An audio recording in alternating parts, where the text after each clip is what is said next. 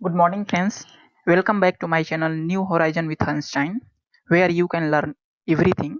So, today is 26th of July 2017, and we are going to discuss about the daily news analysis, especially for UPSC, SSC, Bank PO, all state PSC, as well as all government exams for 2017 as well as 2018, presented by Vishwesh Kumar Yadav.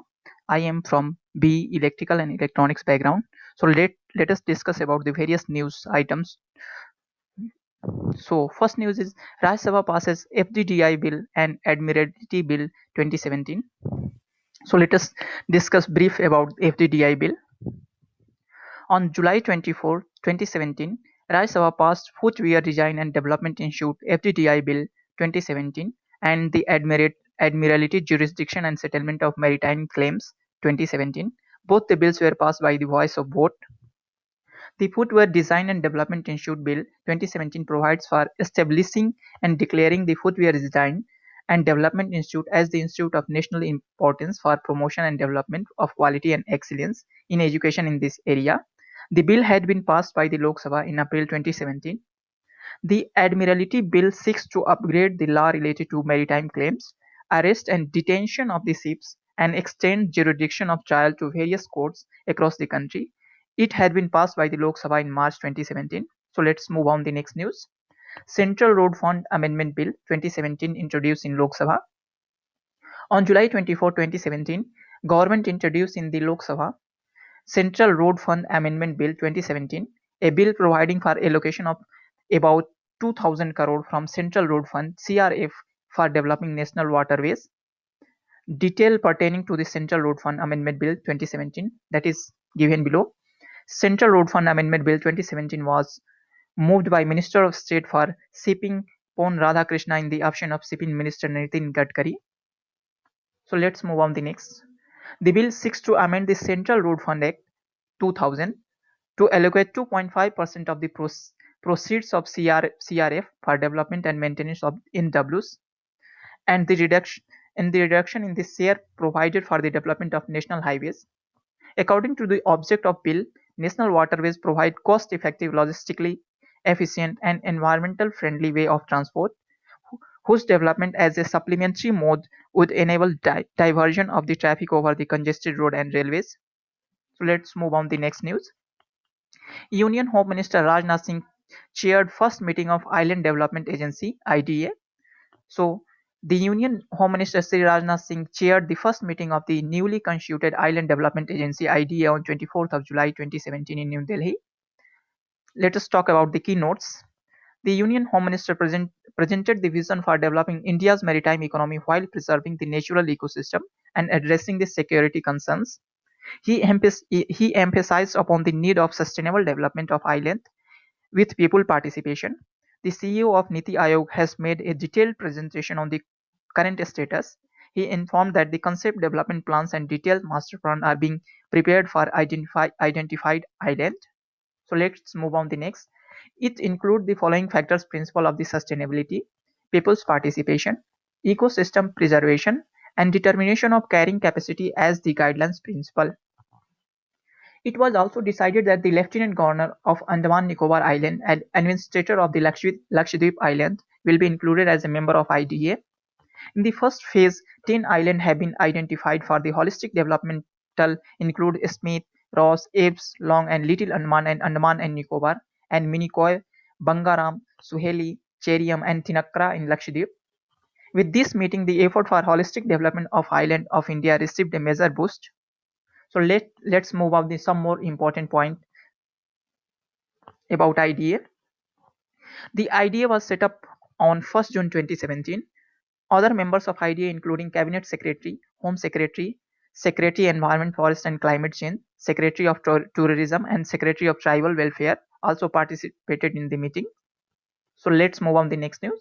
So next news is government approves construction of 30,000 affordable houses on private land. The center has approved the construction of 30,000 houses for the urban poor and private land in the Maharashtra, Solapur in 25th of July 2017. So key points about that government's approval is it is the first such project to be taken up on private land under PMAYU. Its aim is to give momentum to affordable housing in the urban areas. The State Level Sanctioning and Monitoring Committee (SLSMC) set up under PMAYU will oversee the implementation of the project. Central assistance of Rs 1.5 lakh for each beneficiary is provided under this component. Under the centre's flagship program Pradhan Mantri Awas Yojana Urban, that is PMAYU, the Urban and Urban Affairs Ministry, Housing and Urban Affairs Ministry gave a note to central assistance of 450 crore for this project. So let's continue this news. The cost of each dwelling unit of rupees 6 lakh 3077 been determined in the transparent manner with central and state assistance. The delivery price would be rupees 3,53,777 per house. The CSMSC and its 24th meeting has approved the construction of 2,84,803 more affordable houses for urban poor under PMAYU. Total cost of these houses to be built in 6 states in 16,407 crore, for which central assistance of rupees 4,272 crore has been approved. Andhra Pradesh has been sanctioned 2,25,245 houses, Uttar Pradesh 23,322, Tamil Nadu 15,000, and so on. So let us discuss about the next news. Bolivia declared total independence from World Bank and IMF. Bolivia's President Evo Morales has declared his government independence from World Bank and IMF on 25th of July 2017. So let us discuss about the Bolivia and its fact and declaration. Some of the Bolivia's largest resistance struggle in the last 60 years have targeted the economic policies carried out by the International Monetary Fund and World Bank. The IMF and World Bank has dictated the economic fate of Bolivia and the world. Bolivia's popular uprising known as the Cachamba Water War in 2000 against United States and the associated World Bank policies shed light on the same of the debt issue facing the region. So let us discuss next. Since 2006, a year after Morales came to the power, social spending on the health, education and poverty programs has increased by over 45%. Bolivia is now in the process of becoming a member of Southern Common Market, Mercosur, and Morales attended the Groups of Summit in Argentina last week. The Morales administration made enormous transformation in the Andean nation like. So let's move the next. The nationalization of hydrocarbon poverty reduction from 60% to less than 40%. A decrease in the rate of literacy from 13% to 3%. The tripling the GDP with an average growth of 5% annually. The quadrupling of the minimum wage, the increasing of state coverage of all fronts, the development of infrastructure in communication, transportation, energy and industry. Let us talk about Bolivia. Capital is Sucre, currency is Boliviano, President in Evo Morales. So let's move on the next news. Standard Chartered Bank unveils Forex card. Standard Chartered Bank has launched a multi-currency Forex card for overseas travelers. So let us discuss about the key facts about Standard Chartered and Forex card. The card will also provide Forex rate lock-in with the zero markup on the cash withdrawal and shopping abroad. The card is designed to offer travelers a secure way to carry money when traveling abroad.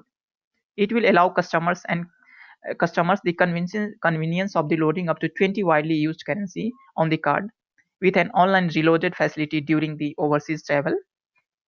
Travelers get protection against the frequent currency fluctuation by locking in the currency exchange rate they have held during the time of loading the card. So let's move on the next.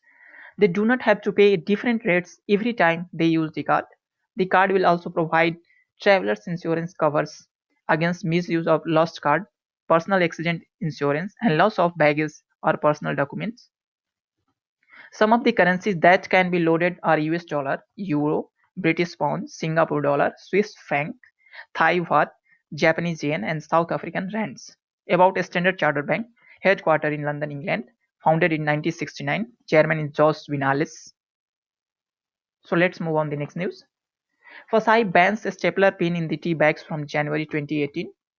So the Food Safety and Authority of India FSI has banned the stapler pin in the tea bags from January 2018, announced on 24th of July 2017. So let us discuss about the key facts about the FSI and the banning process. The FSI has directed the concerned food business operator to discontinue the manufacture, storage, distribution, sale and import of the staple tea bags by 1st January 2018. It has also directed all food safety commissioners to take action to prevent the use of unsafe packaging materials by company and take up measures for enforcement of its order. So, according to industry estimate, the tea bag segment contributes 3 to 4% by value of total tea sale, but it is one of the fastest growing segment at 50 to 60% year on year. So let us talk about the Food Safety and Standard Authority of India. The Food Safety and Standard Authority of India established under the Union Ministry of Health and Family Welfare. You have to remember this. It has been established under the Food Safety and Standard Act 2006. FSI is responsible for the promoting public health through the regulation and supervision of the food safety. That's headquartered in New Delhi. So let's move on the next news. Veteran actress Shakuntala Barua gets Mahanayak Samman 2017. On July 24, 2017, West Bengal Chief Minister Mamata Banerjee conferred this year Mahanayak Samman 2017 to veteran actress Shakuntala Barua for her contribution to the world of the cinema. For this year, Prosenjit Chatterjee and Nusrat Jahan took home of the Best Actor and Best Actress award. The Best Director, Music Director, Cinematographer and Scriptwriter award went to the Arindam Sil, P.T. Vikram Ghosh, Soumik Haldar and Padmanabha Dasgupta. Suparnukanti Karati for Visarjan film and the C. Prasad Mukhopadhyay of Windows Production for the Praktam film were awarded in the Best Film and Best Producer category. So let's move on. Mahanayak Samman. So let's talk about the Mahanayak Samman. What is Mahanayak Samman? Mahanayak Samman is the bestowed upon the best talents of the Bengal's film industry by the West Bengal state government. The award were instituted in the memory of Uttam Kumar, who is widely regarded as the greatest actor of Bengali cinema and also among the greatest actors ever in the India. Mahanayak Award are given on the death anniversary of Uttam Kumar, that is 24th of July. So let's move on the next news. Google CEO Sundar Pichai joins Alphabet Board of Directors. Google CEO Sundar Pichai is going to join the board of directors of Alphabet's Google's parent company announced on 7th of July 2017. So let us discuss about the key fact about the Google CEO Sundar Pichai as well as Alphabet board of directors. So key points are Alphabet is the second most valuable US company behind Apple.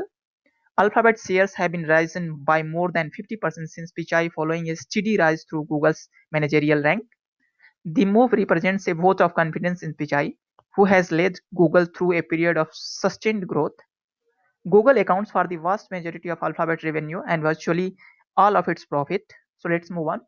Mr. Pichai is an IIT Kharagpur alumnus born in Chennai, has been leading the company for the past 2 years. Mr. Pichai joined Google in 2004 and helped lead the development of key consumer products, which are now used by over a million people. Under him, Google has boosted sales from its core advertising and YouTube business while also investing in machine learning, hardware and cloud computing. So let us talk about the Google. Google is an American multinational technology company that specializes in internet related services and products. Founded in September 4, 1998, CEO that is Sundar Pichai. So let's move on the next news.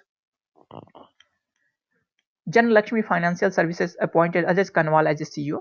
Jan Lakshmi Financial Services (JFS), the largest microfinance company, has announced the appointment of its new CEO Ajay Kanwal.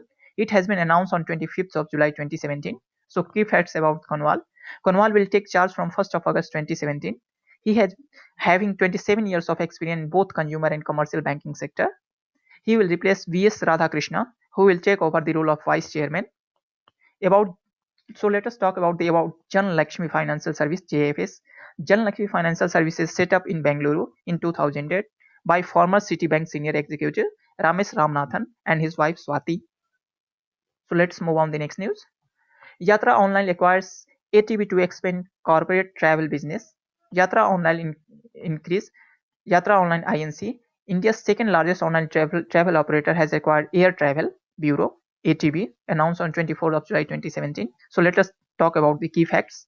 The estimated cash and debt deal of 22 to 27.5 million. The acquisition has made through Yatra's online subsidiary Yatra Online Private Limited. So about Yatra Online industry. that is online travel agency, founded in August 2006. Founder is Dhruv Singhi as well as CEO. So let's move on the next news. Researchers generate human antibodies from B cells in the lab. So this is the news of from research. So scientists have produced human antibodies in the laboratory for the first time using a technique that can lead to rapid development of new vaccines to treat a wide range of infectious diseases. Researchers led by Fondo Batista from the Francis Crick Institute of UK produced a specific human antibody in the laboratory by treating patient-derived B cell with tiny nanoparticle coated with the both CpG oligonucleotides and an antigen. The team successfully demonstrated their approach using various bacterial and viral antigens, including the tetanus toxoid and proteins from several strains of influenza A. So let's move on the next news. Reliance Defense launched first two naval patrol vessels Sanchi and Shruti.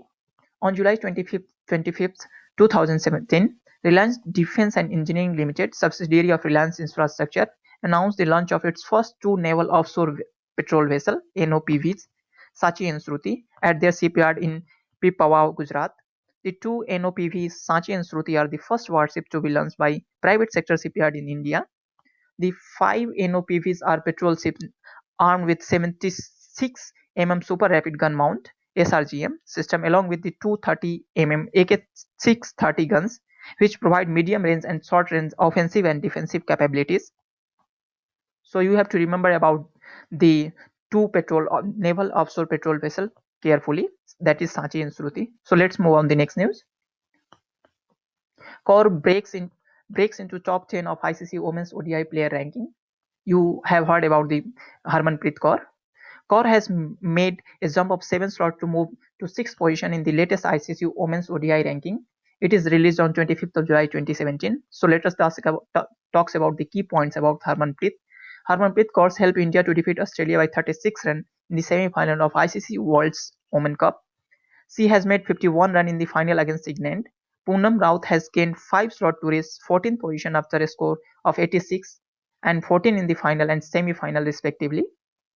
Veda Krishnamurthy has gained 7 slots to reach a career best 26th position. Jhulan Goswami has gained 4 slots to reach 2nd position in bowling. So let's move on the next news. So thank you so much. Have a good day. Please subscribe my channel and post your queries, comments in comment section below. Thank you so much. Have a nice day.